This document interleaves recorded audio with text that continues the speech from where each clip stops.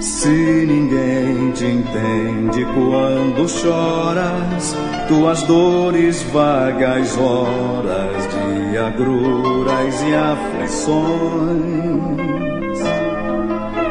Se ninguém te ouve quando gritas, em tuas horas mais aflitas, procurando soluções. A dor de um desgosto e estampas em teu rosto a imagem da desilusão. Se te sentes só na caminhada, pois ao longo da estrada não achaste um irmão, chama Jesus Cristo nesta hora e verás que não demora e terás a sua mão. Irmãos, vamos ler em Ruth 2, verso 10, Ruth 2 também no verso 15 e 16. No verso 10 diz assim: Então ela, inclinando-se rosto em terra, lhe disse: Como é que me favoreces e fazes caso de mim, sendo eu estrangeira? No verso 15 e 16 diz: Levantando-se ela para rebuscar, Boaz deu ordem aos seus servos, dizendo: Até entre as gavelas deixai-a colher, e não censureis. Tirai também dos molhos algumas espigas e deixai-as. Era isso que eu queria chegar. Que na outra linguagem diz: deixai-as cair propositalmente. E deixai-as cair propositalmente, para que as apanhe e não a repreendais. Amém? Poder sentar, irmãos. Glória a Deus. Se há uma coisa, irmãos, que é grandiosa para o povo eleito de Deus, é a misericórdia do Deus Altíssimo. Nós estamos vivendo num tempo em que o tempo tem chegado à sua plenitude. Estava profetizado que os mistérios seriam revelados quando a plenitude do tempo chegasse. E nós sabemos que os mistérios já foram revelados. Então, irmãos, nós estamos vivendo na plenitude do tempo. Quando a maldade se multiplicou e de uma forma que o tempo da graça acabou. Irmãos, o profeta disse que quando Israel estava no Egito, Deus estava esperando a maldade dos amorreus se completarem, para que Deus pudesse efetuar o seu êxodo, tirando o povo do Egito e indo embora para a terra que mana leite e mel. Quando o tempo chega à plenitude, Deus manda o seu mensageiro. Quando a maldade chegou à plenitude, enquanto Moisés estava no deserto, o filho de Faraó, Ramsés, estava na escola. Enquanto Moisés adquiria o conhecimento da palavra através do joelho colocado no chão em cima de alguma pedra no deserto, conversando com uma sarça ardente, Ramsés estava estudando na sua melhor escola, estudando como significa o nome de Jesus várias vezes. Um teólogo me mandou por e-mail me ensinando como se fala o nome de Jesus em grego, em hebraico, em alemão, em inglês. Isso não me importa, irmão. Chamar ele de Jesus em português já está bom demais. Não é isso que nos leva para a glória, saber o nome de Jesus em vários idiomas. Não. Você nem sabe como Jesus se chama em alemão. Eu não quero saber. Eu quero saber como ele se chama em português, que é a minha língua. Então, irmãos, enquanto Ramsés estava aprendendo essas coisas, Moisés estava de joelho no deserto. E Deus deixando a maldade se multiplicar. E quando chegou o tempo da plenitude, o profeta invadiu o Egito. Como eu falei para vocês aqui, a invasão de um profeta, um homem que invadiu o Egito com uma mensagem. Quando o tempo chegou à plenitude, o sétimo anjo invadiu a América, trazendo uma mensagem de êxodo. Êxodo significa saída. Êxodo significa sair para fora. Ele invadiu a América, os gentios, que a América representa os gentios. Ele invadiu o mundo gentil com uma mensagem de êxodo, dizendo: sai dela, povo meu. E nós fomos tirados da Batista, da Assembleia, da Católica, da Presbiteriana. Isso tudo são Egitos. Isso tudo era Egitos, onde você vivia carregando barro, fazendo tijolo, escravizado, sendo chicoteado pelos egípcios. Tudo era Egitos. Quando o mensageiro veio do deserto, o irmão Branham saiu do deserto. Todo profeta, ele vem do deserto. João Batista foi para o deserto. Quando voltou do deserto, ele invadiu Jerusalém com aquela pregação dele, dizendo: raça de víbora, quem vos ensinou a fugir da ira vindoura? Moisés, quando voltou do deserto, voltou com a mesma espécie de pregação. Esses profetas, eles vão para o deserto, irmão. Quando eles voltam assim. Diferente totalmente de Ramsés, que foi para a escola, que voltou falando palavras bonitas, palavras bem aplicadas. Mas o verdadeiro pregador que vai para o deserto, ele volta falando todo errado. Se ele já falava português errado, aí que ele fala mais errado ainda. O importante é que ele traz a verdade, a palavra. Então, irmãos, o irmão Branham, quando chegou à plenitude do tempo, ele invadiu a nação americana, Brasil, Canadá, México, Argentina, todos esses países gentios, ele invadiu com sua mensagem. Por que ele fez isso? Porque o tempo chegou à sua plenitude. É a hora do êxodo. O tempo acabou, é a hora do êxodo. É hora de sair. Irmãos, mas se nós já saímos dessas coisas, nós sabemos que há um processo pelo deserto que temos que passar, que nós já passamos. E você sabe que no deserto eles matavam, a expiação era através de matança. Mas você que já está para atravessar o Jordão, você sabe que a expiação muda. A expiação, ela deixa de ser matança e passa a ser, na palavra, feito carne. Então, irmãos, isso são segredos que eram para ser revelado para a noiva. E nós lemos aqui o livro de Ruth. E nós fomos, a nação gentia foi invadida com uma mensagem de socorro, com a mensagem messiânica. E Ruth disse aqui para Boaz que era o seu resgatador.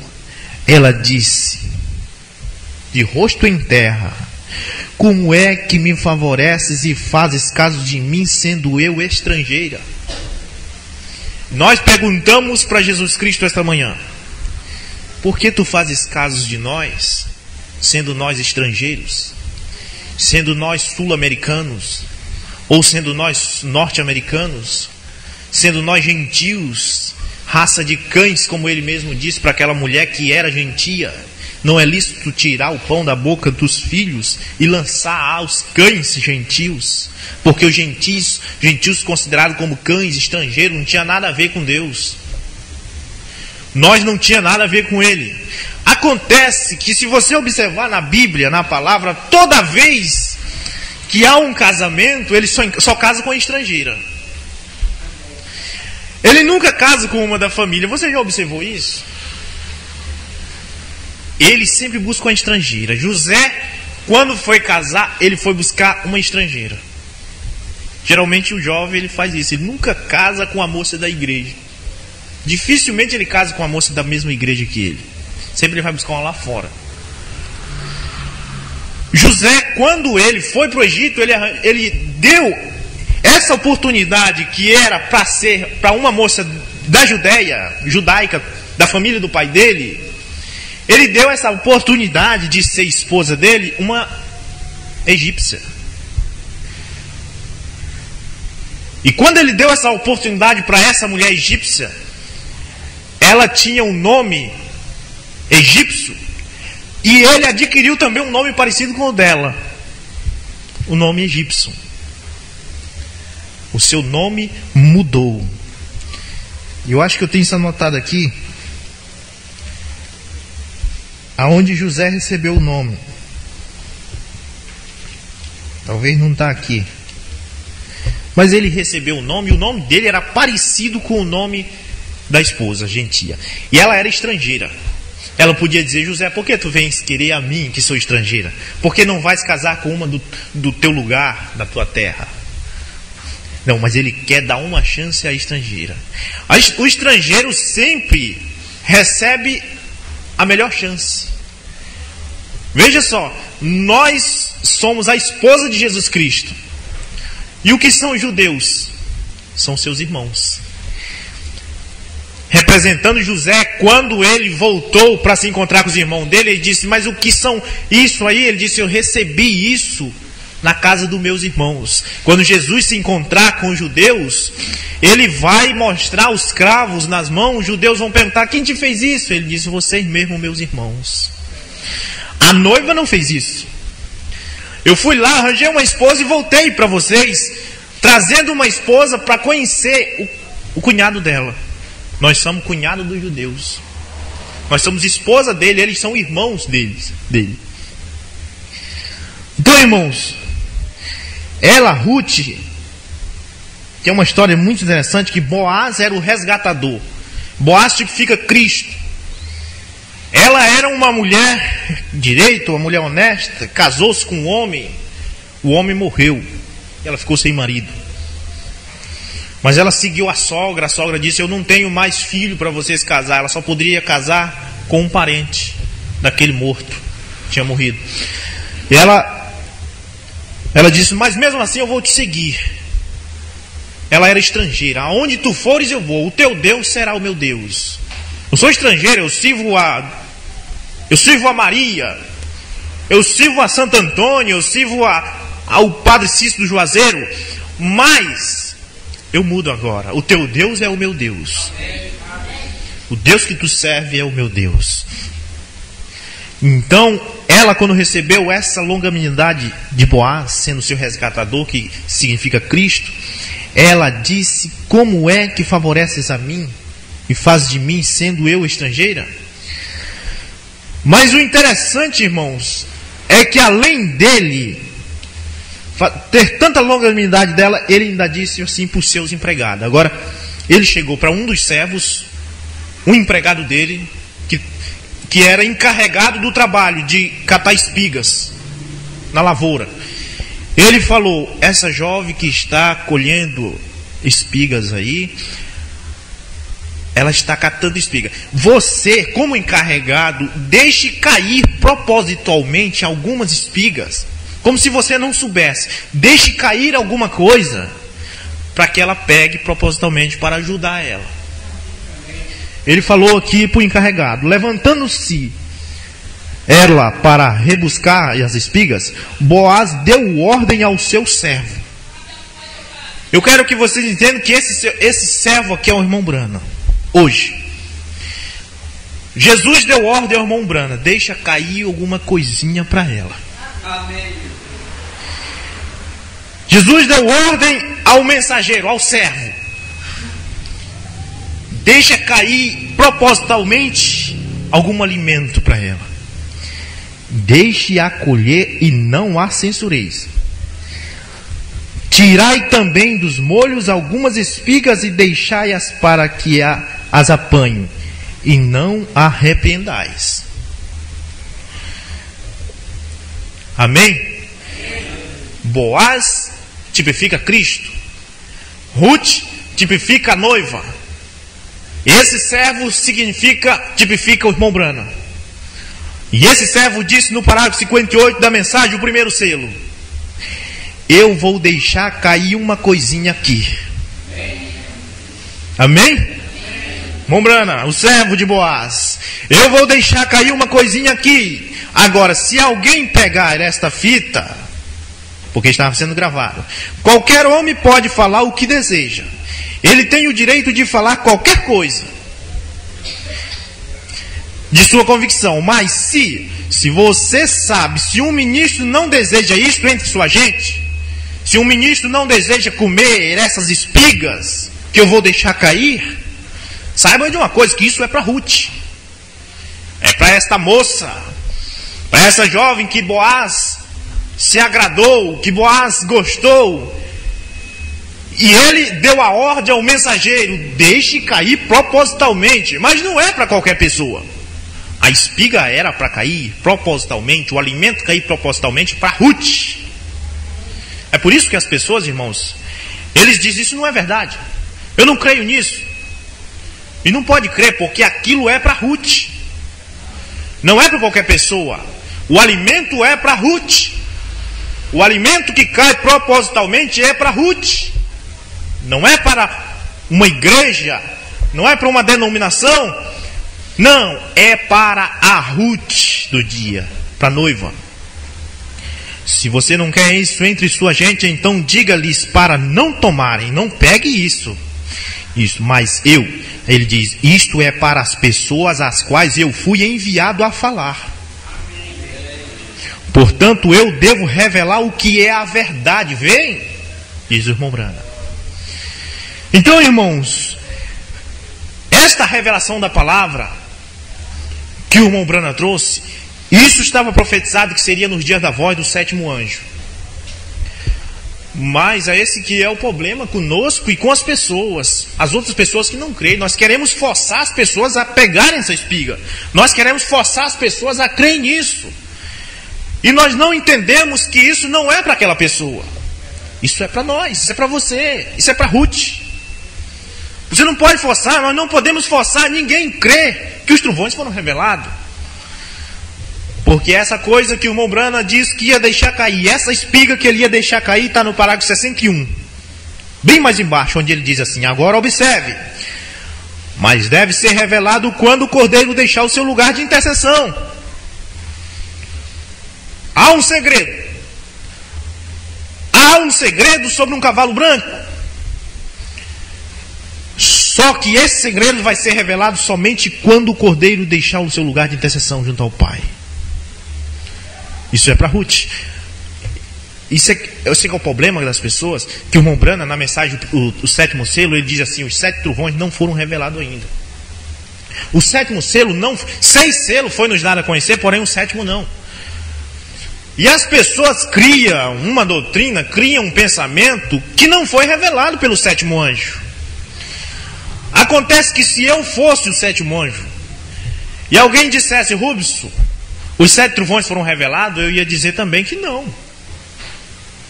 Mas a minha resposta seria: serão revelados no dia da voz do sétimo anjo. Assim como o irmão Branham, ele disse: os 7 selos foram dados a conhecer, porém o sétimo não. Mas estamos esperando esta pessoa que vai aparecer. Esta pessoa que vai aparecer com este ministério, que é o sétimo anjo, e essa pessoa vai revelar. Agora, isso são coisas que ele tem deixado cair para nós. São espigas que ele deixou cair para nós. E você pega essa espiga antes dela cair no chão, e você pega ela no ar. E você diz: então foi revelado, porque eu creio que você é o sétimo anjo. Isso são espigas, irmãos, caindo propositalmente. Ele tem deixado cair para a noiva, para nós. E ele diz assim: agora observe, mas deve ser revelado quando o Cordeiro deixar o seu lugar de intercessão do Pai. Agora, isto é Apocalipse 5. Agora, ele toma o livro dos selos, ou melhor, um livro selado com selos, os rompe e os declara. Veja, aí ele diz: no fim da era, agora, depois que acabar a intercessão, que as eras da igreja tiverem terminado. Somente nesta época. Quando é que você vai poder saber o segredo do primeiro selo? Somente no final da era, quando estiver terminada a intercessão. Entendeu, irmãos? Você só vai saber o primeiro segredo do primeiro selo, do segundo, do terceiro, do quarto, do quinto, do sexto e do sétimo selo, só quando a era acabar e a intercessão também acabar. Você não pode, de hipótese alguma, crer que os mistérios foram revelados e que a era não acabou. Você tem que saber de uma coisa, que se o mistério foi revelado, a era acabou. Se a era não acabou, o primeiro selo, o segundo e o terceiro também não foram revelados. Só serão revelados quando depois que acabar a intercessão, que as eras da igreja tiverem terminado. Espigas caindo. O servo de Boaz deixando cair propositalmente, para você pegar. No 57, ele diz assim: agora, nos tempos da Bíblia, os mistérios estavam ali, e eles viram estas coisas acontecerem da maneira que João as viu. Nos tempos da Bíblia, eles viram essas coisas acontecer do jeito que João a viu. Porque no tempo de Irineu, eles olhavam para Apocalipse 6, no verso 1, do primeiro cavalo, e eles viam aquilo como João viu. Eles não viam o anticristo cavalgando ali. Eles viam como João viu. O que foi que João viu? João viu apenas um cavaleiro vestido de branco, montado num cavalo branco. Então, se perguntasse para Irineu o que há em Apocalipse 6, verso 1, ele ia dizer: um cavalo branco e um cavaleiro montado sobre ele. Mas se perguntar para alguém que é revelado e que tem participação nessa mensagem hoje, o que tem em Apocalipse 6, verso 1, ele diz assim: tem o anticristo montado sobre um cavalo branco. Porque nos tempos da Bíblia, eles viam aquilo como João viu. João simplesmente viu isso. Mas João não sabia o que significava. Mas no tempo da voz do sétimo anjo, a noiva, ela tem que ver a revelação daquilo. No tempo da voz do sétimo anjo é diferente. Porque estava profetizado que nos dias da voz do sétimo anjo seria revelado aquilo que João viu e não pôde escrever. E não entendeu. Veja. Nos tempos da Bíblia, os mistérios estavam ali e eles viram estas coisas acontecerem da maneira que João viu aqui. Agora, ele diz: há um cavaleiro no cavalo branco, mas havia um mistério que acompanhava aquele cavaleiro. João só viu isso. Ele viu um cavaleiro, mas tinha um mistério ali que ele não sabia. Ele não sabia o que era. Agora, o que era aquilo, diz o irmão Brana? Eles não souberam, mas é para ser revelado, fala duas vezes, depois que o Cordeiro deixar o trono do Pai de sua intercessão como parente redentor. Mais uma espiga.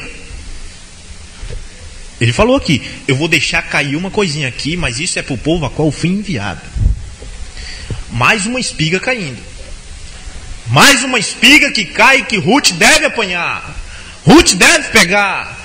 Porque este é o alimento espiritual escondido do mundo, que o mundo não conhece. Esse é o alimento secreto. Esse é o alimento onde a misericórdia está. Este é o lugar onde há misericórdia. É nessas espigas. É nas espigas que o empregado de Boaz deixava cair propositalmente, que Ruth encontrou misericórdia, catando aquelas espigas e levando para sua casa. Vocês entenderam, irmãos? Então, as pessoas simplesmente pisam nas espigas, chutam as espigas e dizem: eu não quero a misericórdia, eu não quero espigas. Eu quero que Boaz me tome no braço. Eu quero que Boaz me leve e me coloque em sua cama. Não. Boaz manda o mensageiro derrubar a espiga propositalmente. A misericórdia está nas espigas, irmãos. É naquelas espigas que o empregado de Boaz deixava cair que estava a misericórdia para Ruth. Vocês percebem que as pessoas estão rejeitando a misericórdia, rejeitando as espigas. Amém? Glória a Deus. Havia um mistério sobre aquilo, ele diz. Será revelado somente mais adiante, quando o cordeiro deixar o trono junto ao Pai. Tem um cavalo. Tem alguém montado sobre o cavalo. Irineu não sabia o que era. Martinho não sabia o que era. Columba não sabia o que era. Lutero não sabia o que era aquilo. Wesley não sabia o que era aquilo. Mas o William Branham soube o que era aquilo. Porque o William Branham disse: ele está vestido de branco. Ele está montado num cavalo branco. Ele não está armado. Mas é o diabo. É o anticristo. E ele não podia dizer isso enquanto a misericórdia não acabasse. William Branham não podia dizer este segredo antes que o cordeiro deixasse o trono junto ao Pai. Mas tem uma coisa: a misericórdia não acabou para a noiva, porque a misericórdia está nas espigas. As espigas que o mensageiro de Boaz tem deixado cair. Aí onde está a misericórdia. Amém, irmãos? Parágrafo 38 da mensagem Festa das Trombetas. É na mensagem do sétimo anjo aonde a misericórdia passa a ser na palavra feito carne. 238, Festa das Trombetas. É na mensagem do sétimo anjo. Deus em carne humana. Deus em um ser humano. Andando na terra. Aí está a misericórdia. Um homem andando na terra, deixando cair espigas, propositalmente. Deixando cair a palavra, propositalmente. Para Ruth pegar a misericórdia. Irmãos, por que desespero? Você acha que a misericórdia acabou? Está desesperado? O que eu vou fazer? Pegue as espigas. Amém? Glória a Deus. As espigas de Ruth. Aleluias. As espigas de Ruth são maravilhosas. Para o mundo isso não é nada. Essas espigas não valem nada. Mas para Ruth ela é tudo. Porque para Ruth isso é misericórdia. Amém? Glória a Deus. Irmãos, aqui na mensagem que o irmão Branham enviou para o irmão Linvel, eu tenho aqui a carta em inglês e traduzida em português. O irmão Branham, ele disse para o irmão Linvel: agora nesse último dia, isso tem que voltar novamente para a palavra prometida. Irmãos, mas isso não é no tempo de Wesley. Esse que é o problema das pessoas. Isso não é no tempo do oitavo anjo. Isso é no tempo do sétimo anjo, certo? Estava prometido que isso tinha que voltar novamente para nós, mas não nos dias do sexto anjo e nem do oitavo anjo. Eu não vou dizer que não existe um oitavo anjo, pode até existir. Não sei, pode existir. Mas uma coisa eu lhe digo, que as espigas de misericórdia tinham que cair no dia da voz do sétimo. Certo, irmãos? Não do oitavo, do sétimo. A misericórdia tinha que acabar no dia da voz do sétimo e tinha que passar a ser a palavra feito carne, tinha que passar a ser espigas na voz do sétimo. Se tem um oitavo, o problema é dele. Agora, neste último dia, isso tem que voltar novamente para a palavra prometida. Vê? Nas eras da igreja não houve muitas promessas, somente os reformadores. Você nunca vê isso nas eras da igreja, mas quando estes 7 trovões misteriosos é para serem conhecidos, ele tem que voltar novamente como filho do homem. Eu não sei se ele já voltou como filho do homem, mas de uma coisa eu sei, que quando é para revelar os 7 trovões, ele tem que voltar como filho do homem. Não existe tal coisa de trovões ser revelado se não for nos dias em que o Filho do Homem revela. Somente o Filho do Homem pode fazer isso. Quando é para esses 7 trovões serem conhecidos, ele tem que voltar novamente como filho do homem. Isto é, diz o irmão Branham, isto é o mesmo Espírito Santo de volta em carne humana. Viu, irmãos? Aqui onde está em inglês, o irmão traduziu para ficar mais interessante, ele fala em carne humana. No inglês o irmão Branham está dizendo assim, em um ser humano. Em um ser. Em uma pessoa. Em uma pessoa, irmão. Em um ser humano. Para os 7 trovões serem revelados, ele tem que descer, ele tem que caminhar na terra. Para os 7 trovões serem revelados, ele tem que comer carne. No rapto ele não faz isso. No rapto ele não faz isso. No rapto ele nos arrebata e nós encontramos ele no ar. Mas quando é para os 7 trovões ser revelado, ele tem que descer. Aleluia! Deus tem que descer. Deus tem que descer, ele tem que andar na terra. Deus tem que apalpar a mão do outro irmão, tem que apertar a mão. Deus tem que vestir um paletó. Deus tem que subir num púlpito e dizer o que são os 7 trovões. No rapto ele não pode fazer isso. É um abrir e fechar de olhos, é como um bater de pestana. Mas para revelar os 7 trovões, quando for para esses 7 trovões ser conhecido, ele tem que voltar em carne humana perfeitamente como foi em Sodoma. Perfeitamente como aconteceu com Abraão nos tempos de Sodoma, quando ele viu 3 homens vindo. Eram homens mesmo, a Bíblia diz que eles vinham com as vestes sujas do pó da estrada. Eles vinham cansados da jornada. Era um homem, eles vinham com fome. E eles sentaram ali, 2 deles desceram para Sodoma. E um se sentou, Abraão lavou os pés dele e disse: filho do homem, tu és bem-vindo em minha casa. Ah, irmãos, filho do homem, tu foste bem-vindo no nosso meio. Tu és bem-vindo em nosso meio. E ele disse: Sara, manda os empregados matar uma novilha da melhor que tiver, da mais gorda. Sara, faz aí comida à vontade para o filho do homem comer. E Sara foi lá, os empregados mataram a novilha, ela fez a melhor comida, ele comeu. O irmão Branham disse que depois ele colocou as mãos no joelho, ele olhou para Abraão. Ele estava pensando em destruir Sodoma e Gomorra. Ele bem podia destruir Sodoma e Gomorra e não dizer nada para Abraão. Mas ele olhou para Abraão e disse: desse daí eu não posso esconder segredo. Não dá não. De Abraão não dá para esconder segredo. Ele disse: Abraão, o tempo tem acabado para Sodoma.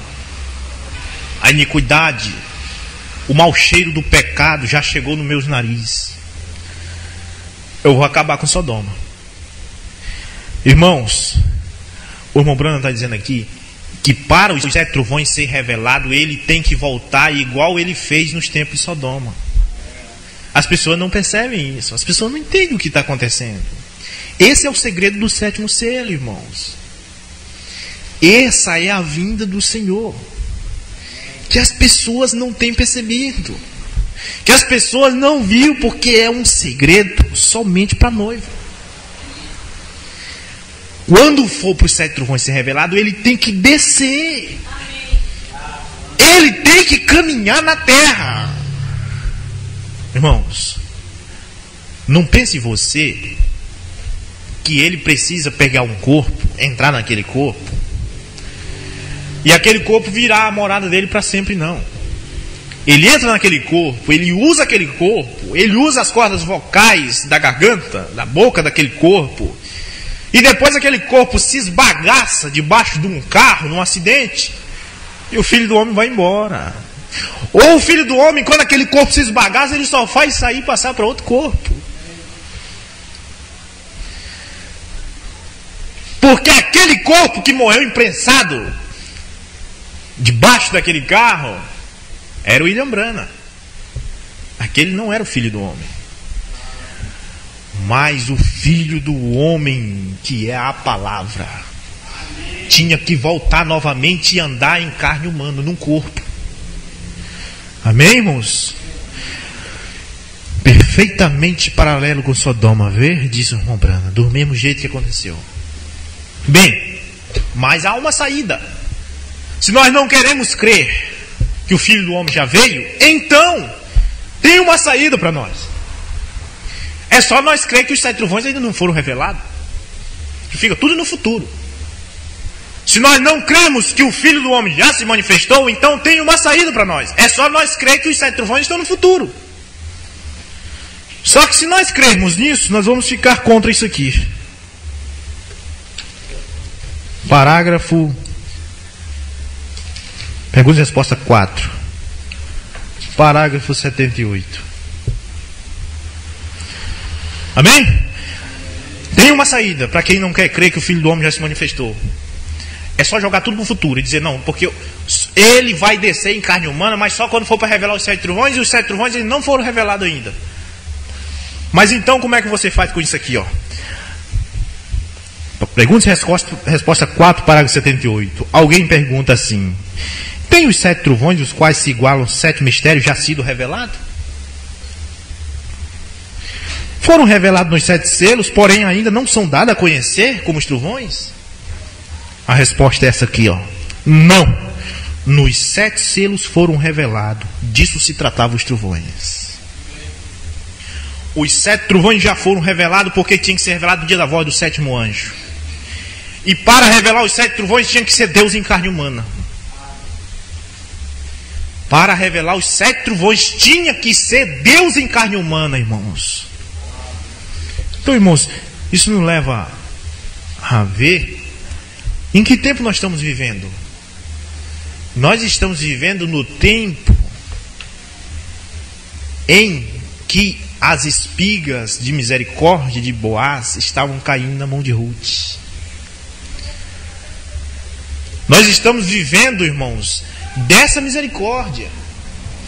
O mundo está em desgraça, o mundo está acabado. Você não pode mais hoje em dia falar nada de bom a respeito desse mundo. Você olha, sai nas ruas, você anda, você vê a situação que está o mundo de prostituição, músicas, as músicas mais imundas que já se viu, o governo apoiando.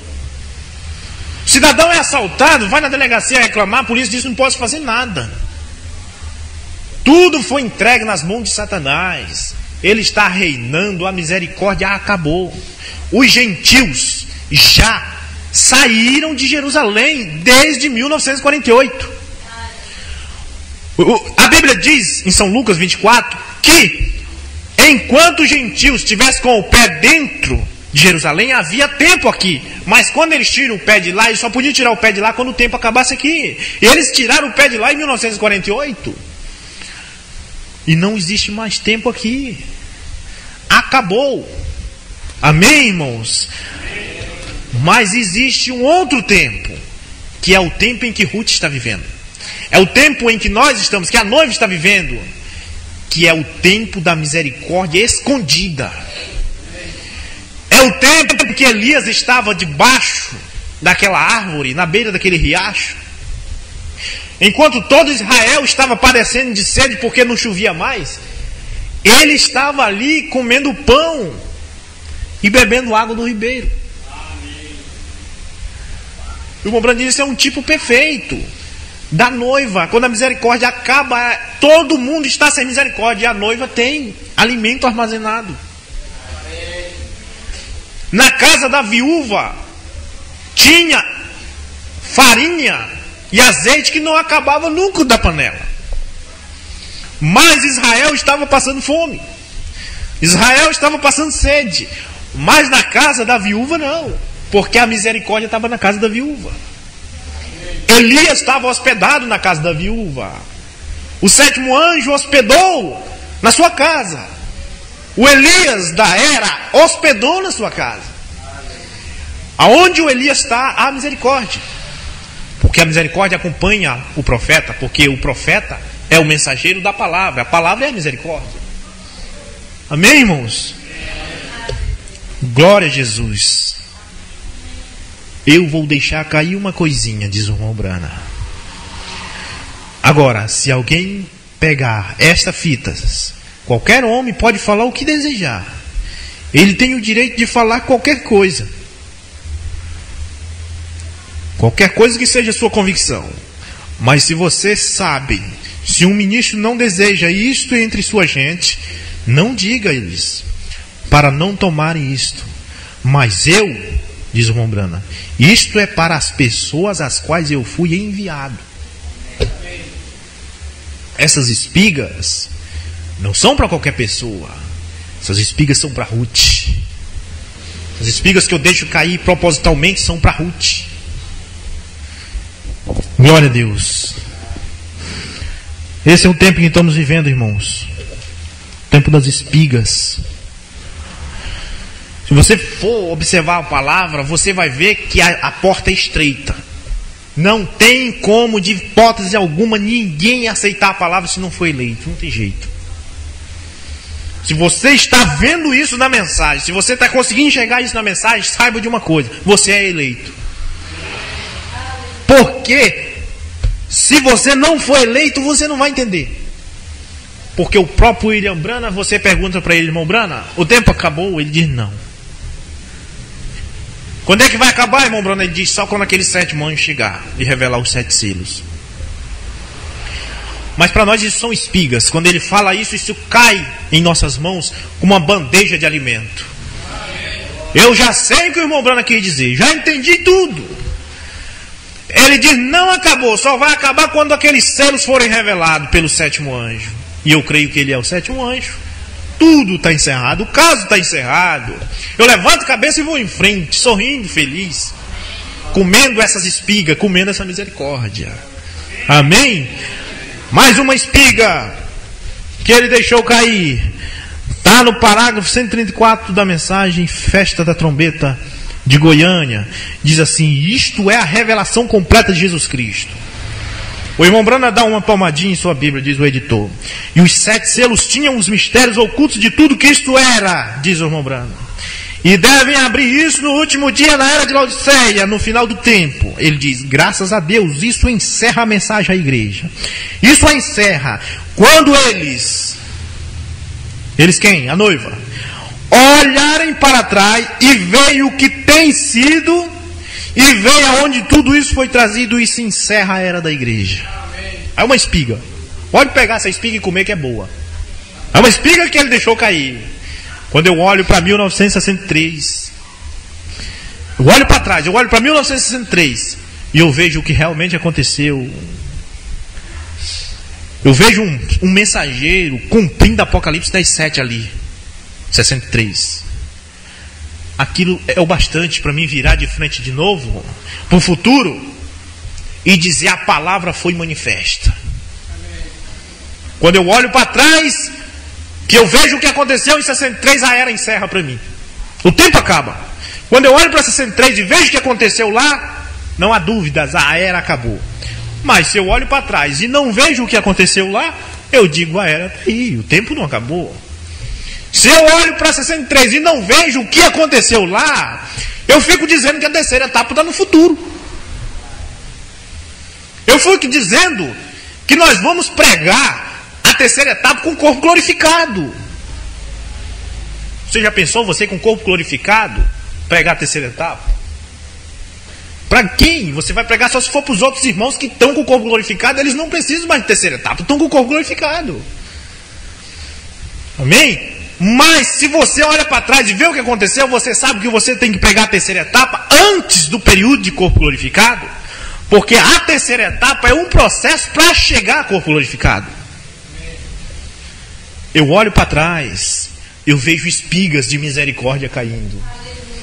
O alimento espiritual escondido do mundo. O irmão Brana diz que esse alimento secreto é somente para a noiva. Ele diz, isto faz outra vez a mensagem, o mensageiro 1. O alimento espiritual está pronto e está maduro agora, diz ele. no tempo do irmão Branham, isso aqui. Cada um de vocês pode ter este alimento se o desejar, se você está disposto a separar-se de toda a incredulidade desta hora, se você está pronto para entrar em sua promessa. Recorde, sua promessa de Malaquias 4, Lucas 17:30, você crê? Você está disposto a crer em Lucas 17:30, que é onde o Filho do Homem já se manifestou?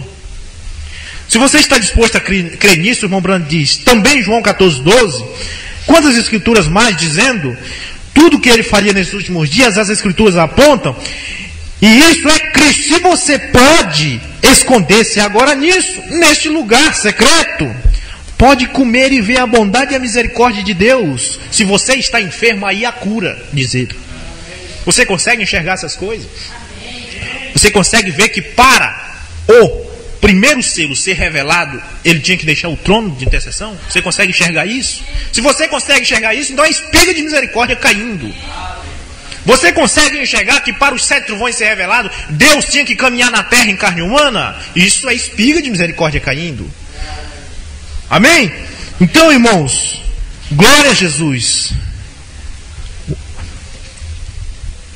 Glória a Deus. Estas são espigas de Boaz. Espigas que o mensageiro de Boaz deixou cair. Glória a Deus. Aleluias. Aqui no parágrafo de mensagem obra-prima, no parágrafo 170, ele diz: a palavra tem, não terá, a palavra tem se tornado carne, exatamente como ele prometeu em Lucas 17:30.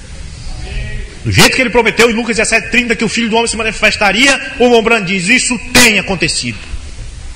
Só não vê quem é cego, só não vê quem é nécio. Mas se você tem mente espiritual, se você pertence à noiva, você vê que isso tem acontecido. Vamos orar, irmãos.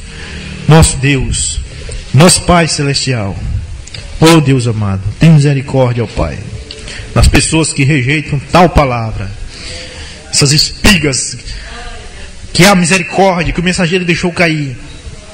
Oh Pai amado, eles têm rejeitado, têm zombado disso, têm criticado, têm chamado isso de loucura. Mas para nós é tão precioso, porque isto é a única misericórdia que há.